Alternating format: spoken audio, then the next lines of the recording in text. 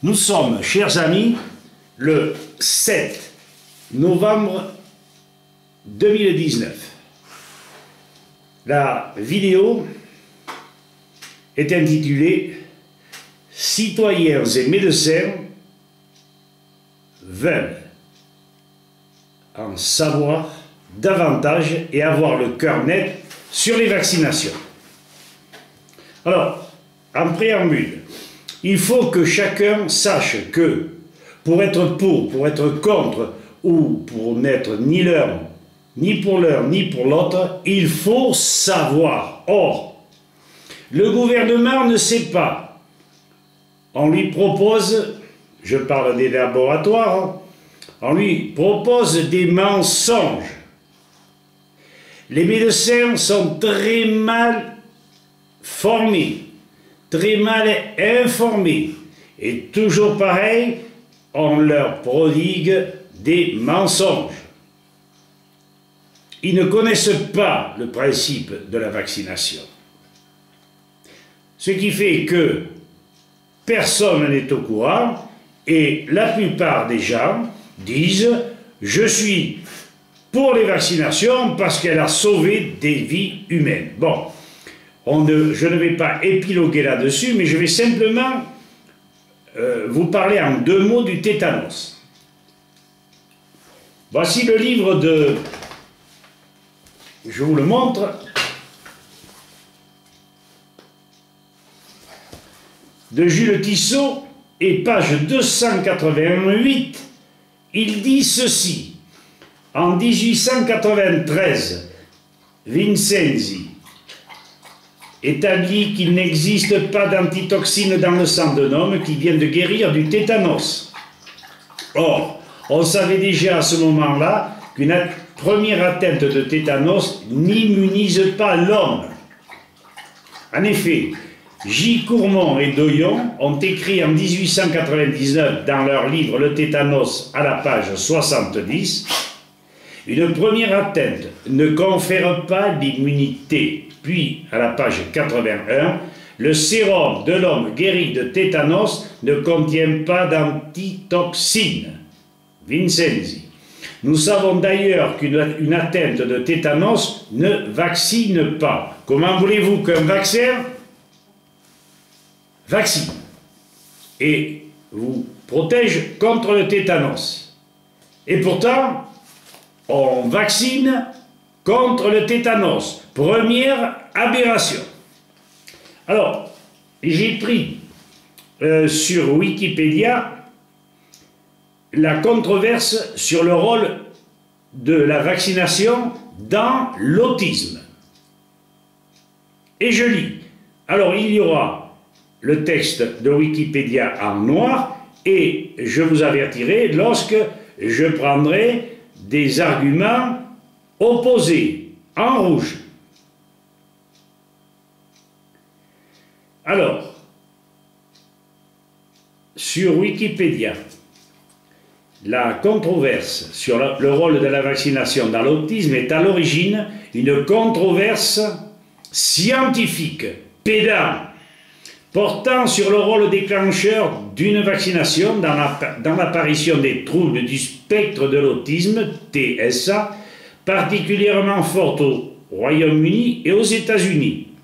Le consensus scientifique appuyé entre autres par une méta-analyse, mot redondant, sur 1,5 million de dossiers médicaux conclut à l'absence de preuves d'un rôle quelconque de la vaccination dans l'autisme.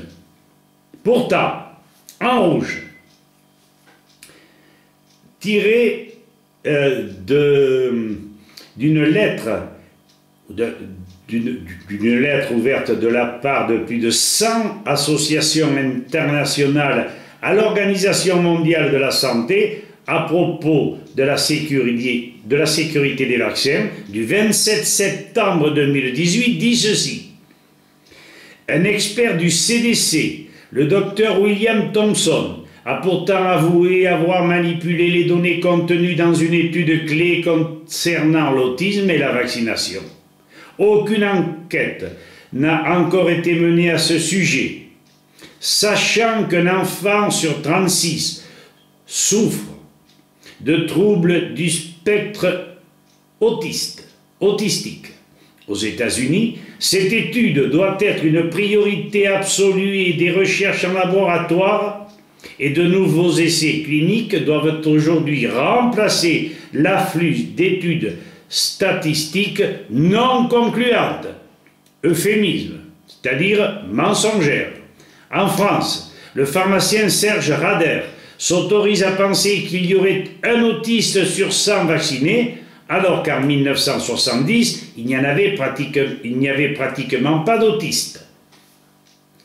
Confirmant, toujours dans la lettre de ces associations internationales, je vous dis, il y en a plus de 100,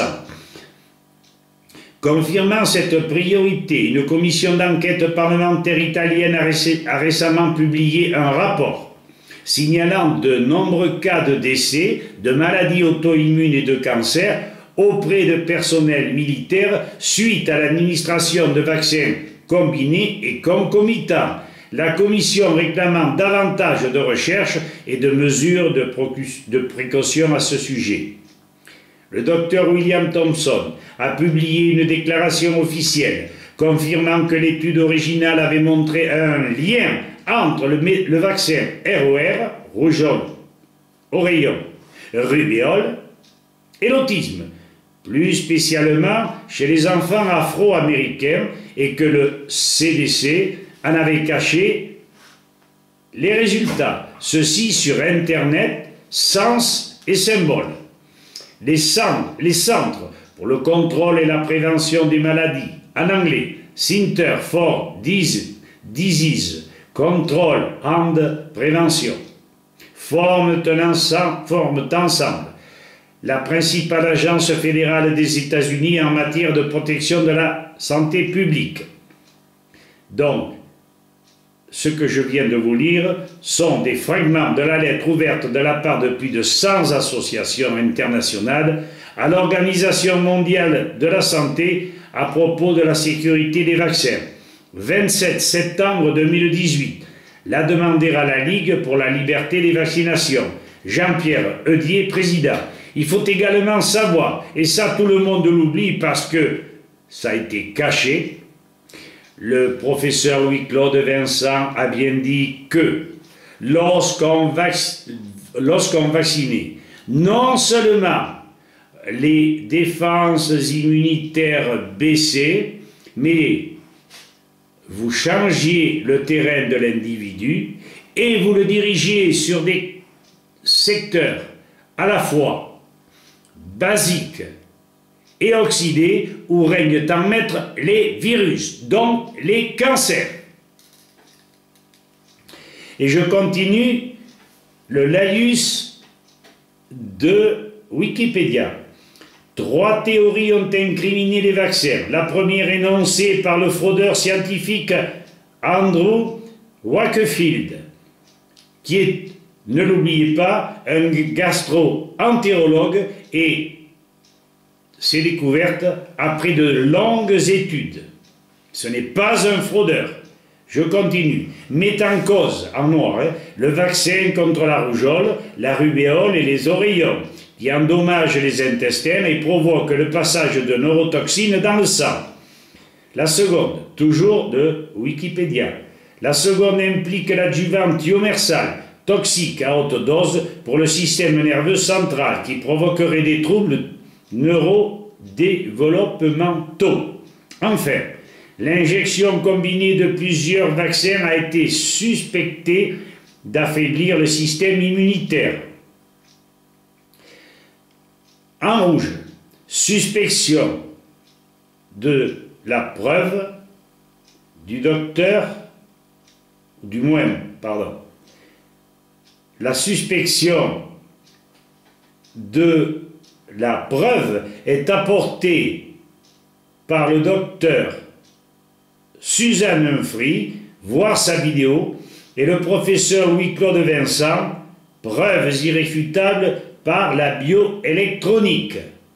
Donc, la vaccinologue Suzanne Humphrey a démontré que il y avait des relations très fortes entre les vaccins et les maladies, et voulant en parler à ses confrères, ceux-ci se sont détournés d'elle, et elle est restée dans son isolement, et alors que toutes les preuves, elle les a portées, et elle ne s'est pas trompée. Depuis, elle ne vaccine plus.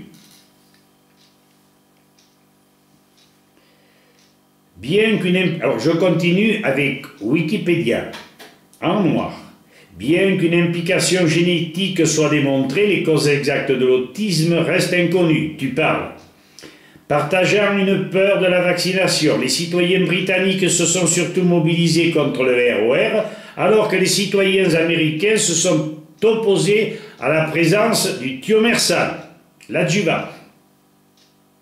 Ces deux courants de pensée se rejoignent au début des années 2000 pour former un vaste mouvement anti-vaccin international, organisé de manière à diffuser et soutenir la thèse d'une relation entre vaccin et autisme. Cette thèse, alimentée par des articles de presse sensationnalistes, la théorie du complot de Big Pharma et des documentaires conspirationnistes tels que Vaxed est partagée par un quart des parents américains en 2016. La croyance en ce lien vaccin-autisme est devenue commune en Europe, le Maghreb et en Chine. La controverse a pris une dimension judiciaire. Des milliers de familles américaines ayant porté plainte ont été déboutées en 2009. Par quel tribunal? Ils n'en parlent pas. Des actions de même type ont lieu en Europe, en Europe. Ce mouvement anti-vaccin implique quelques chercheurs, médecins ou anciens médecins, généralement non spécialistes de l'autisme et de la vaccination. Nous ajoutons qu'une très large majorité de médecins français n'ont pas de formation sur ce sujet, dixit entre autres le docteur Bredontiou, le docteur Ogareff et j'en passe.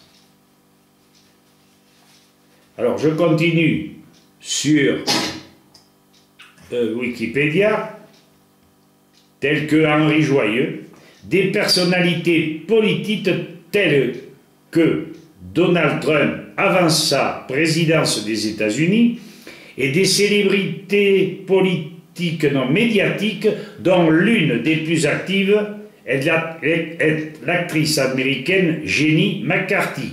Mais ils ont oublié Robert De Niro qui a un enfant autiste. De toute façon, les autistes pullulent. J'ai des amis haut placés militaires, de haut rang, qui ont des gosses autistes et j'ai mis 6 mois à les convaincre.